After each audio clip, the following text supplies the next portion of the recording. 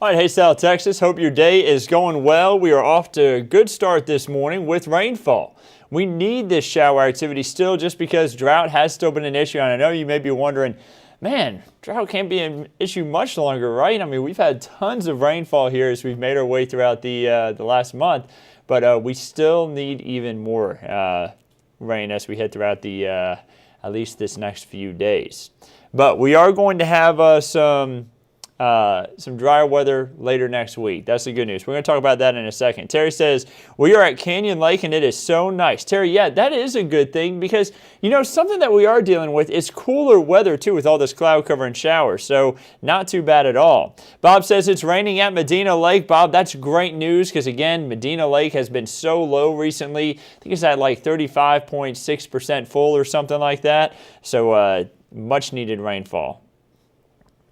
Let's see here.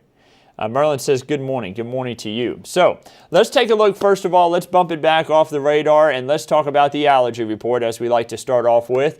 Right now, molds are at a very heavy level. We had a huge spike compared to yesterday. I talked about it yesterday if you were joining us on our daily live update. And I talked about how molds were likely going to spike because of recent rainfall. And sure enough, huge spike there. Grass no longer on the board, but molds obviously could be really bothering your allergens, or your allergies rather. Let's take a look out across San Antonio, northwest San Antonio, 73 degrees right now, some ominous clouds there. Few peaks of blue sky out towards the airport, but it's not going to be like that for long. Down towards Calaveras Lake, cloud cover is thickening up, and there southeast of Calaveras Lake, we have that shower activity that is really starting to build in and build further on off toward the west. Seeing some showers there just north of downtown in San Antonio. Check out down towards Nixon, though, and east of Floresville, and kind of just northwest of Cuero. Very heavy rainfall that is heading towards Bexar County and into Guadalupe County as it continues to move through parts of DeWitt and Gonzales counties. A few people saying hello and good morning. Good morning to you, too. I hope you're doing well. Terry says, Jeremy, you need to visit shirts. I will let Jeremy know that, but Terry, I'm Andrew. I know that we kind of look a little bit similar, but I will be sure to visit shirts myself. Good morning. Is there going to be severe weather for today in San Antonio? And Eric, I don't think so. I think this is just going to be run-of-the-mill shower activity. Notice, though, all the showers and storms out over the Gulf that are going to be building off towards the north and west. All that moisture streaming in behind that tropical disturbance that we had yesterday. And it's just going to continue to move over South Texas, bringing with it heavy rainfall. And sometimes it could be extremely heavy, leading to a flash flood concern. Right now, a flash flood watch due to the possibility of an additional 1 to 2 inches of rain, maybe even up to 3 inches, I think, even possible in some spots here at the coastal plains for Goliad, DeWitt, stretching into Gonzales, Lavaca, Victoria counties, and eastward, and Fayette County. That's what's located right there northeast of Gonzales County. That's going to be until 10 p.m. on Monday because of the amount of rain that they could see in those areas all the way through today and into tonight and into tomorrow. Now, thankfully, the highest chance for rain is today. So once we get into tonight and tomorrow, not as much rainfall, but because there is the chance for rain on top of what's already fallen, there is that flash flood watch in place all the way through that time period. Terry says, so sorry. No problem, Terry. No problem.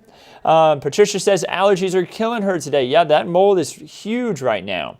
Patricia says, getting heavy downpours at Pearsall and 410. Lena, I may be pronouncing your name wrong. I'm so sorry. But will this continue throughout the week? And the answer is not all week. We are going to have drier conditions a little bit later on. I'm going to be talking about that soon. Julie says, hopefully no hail. Yeah, no hail in these. Need to run some errands this morning. Don't want to get caught in the storms. Grace, yeah, you may encounter some of those storms. Again, close. If you wanted to get some stuff done, I get it done now as quick as possible. So let's take a look at what future clouds and radar shows. Now, I talked about this earlier in the newscast. If you missed the newscast this morning, future clouds and radar showing that shower activity down towards Victoria and Hallettsville about 1 p.m. Now, it tries to push it off toward the north and east. I don't agree with that. I think we could have shower activity, heavy shower activity at that, over San Antonio between 3 and 5 o'clock. So be on the lookout for that. Now, as we head into tonight, I do think things are going to calm down, but look over towards the Rio Grande. We could see some shower and thunderstorm activity approach from the west, try to move into the region, but kind of dissipate as it tries to move in. So Rio Grande areas like Del Rio, maybe Kinney County near Brackettville and Eagle Pass could see some shower activity, but that's about it from those storms. You notice the coastal areas still seeing some shower activity occur, even as at 7 a.m. on Monday. I see you said the name correctly. Thank you. No problem. I'm glad I was able to get it right there. And a few other people saying that they're having trouble with allergies too. Sierra saying that she's struggling with it as well. So let's continue through the timeline. By the time we get to about noon on Monday, some isolated showers and storms. Now, this isn't going to be as widespread and heavy rainfall as what we're expecting today. For Monday, it's more of a 30 to 40% chance for showers and storms. Temperatures are going to be warmer. Today, we're only in the 70s. Tomorrow, we rise into the lower 80s. And then for Tuesday, more isolated showers and storms. But we're stuck in this more active pattern with this big trough off towards the west coast. Things are going to change. Remember, when we talk about ridging over Texas, we're talking about drier conditions that settle in. And that's what we're going to get as we head into the end of the week. This ridge is going to set up over Texas, and that ridge right there that you're seeing, kind of poorly drawn, but you get the whole gist of the thing. This ridge right here is going to allow us to be drier and warmer as we make our way into the end of the week. Now, that's the catch. It's going to be warmer, too, a lot warmer compared to what we're at now, and you'll see that in the 7-day forecast here in just a moment. First of all, let's look at the rainfall forecast over the next 7 days. Looks like the system's having trouble catching the data. I guarantee you we have chances for more rain. There it is, caught the data. So about 1/4 of an inch to 1/2 of an inch for areas west of I-35. If you're east of I-35, we're talking about 1 inch to maybe 3 additional inches of rain than what's already fallen over the next 7 days. And much of that is going to fall over the next 24 hours.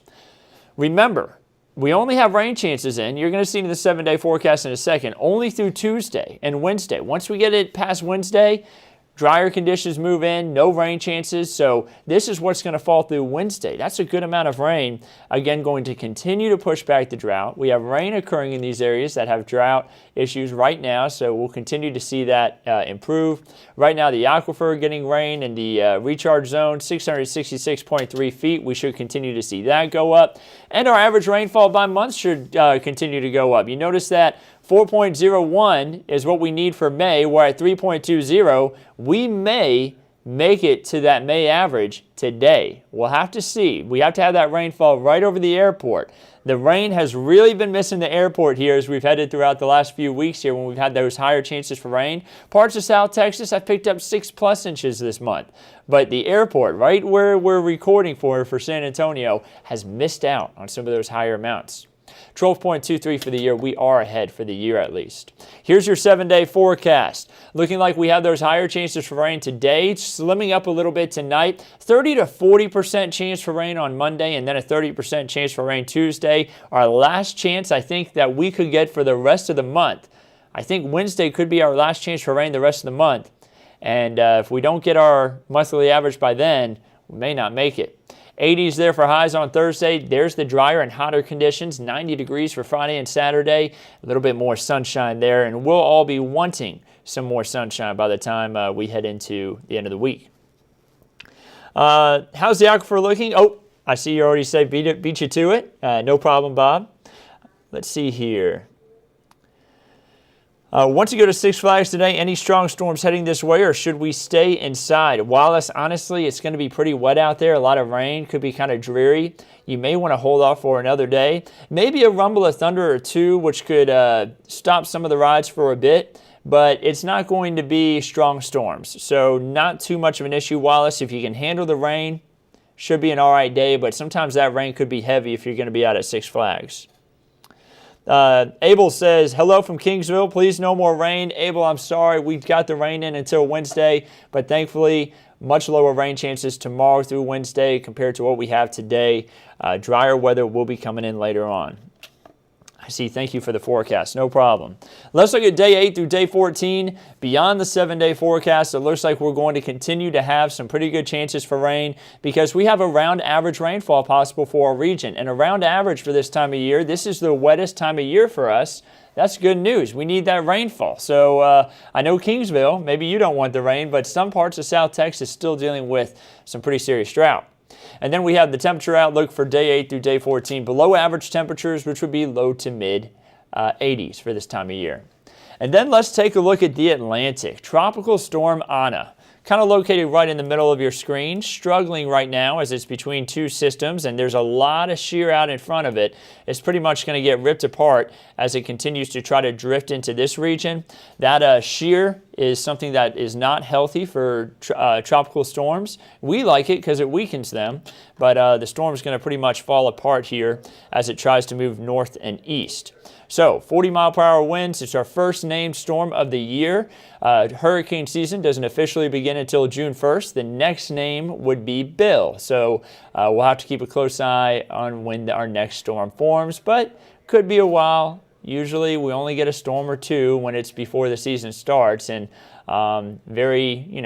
it's not totally out of the blue for that to happen, but we'll just keep an eye on the Atlantic here as we head throughout these next few months, and let's hope that all these storms decide to stay out to sea like what Ana has done.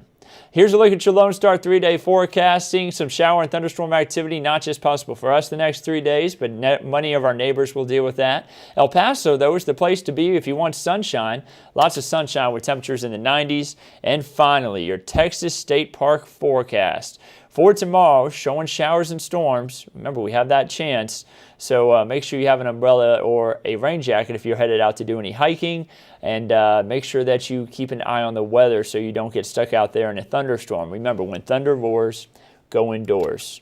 So guys, I'm popping back up the 7-day forecast. I hope you can all have a wonderful day. We'll, of course, continue to keep you updated on everything right here at KENS 5. Meteorologist Megan Massey will be on this evening with the latest update to the forecast. And we'll keep you updated on everything in between on KENS5.com, through the KENS 5 app, and, of course, on our social media channels, Facebook, Twitter, and, of course, on YouTube. Make sure you like, follow, subscribe, download, all of those so you can keep updated with news and weather across your region from right here at KENS 5. Have a wonderful rest of your Sunday. Try to stay dry out there. I think I'm going to head home here in a second, try to get some grilling in between some of these showers myself. Have a wonderful Sunday.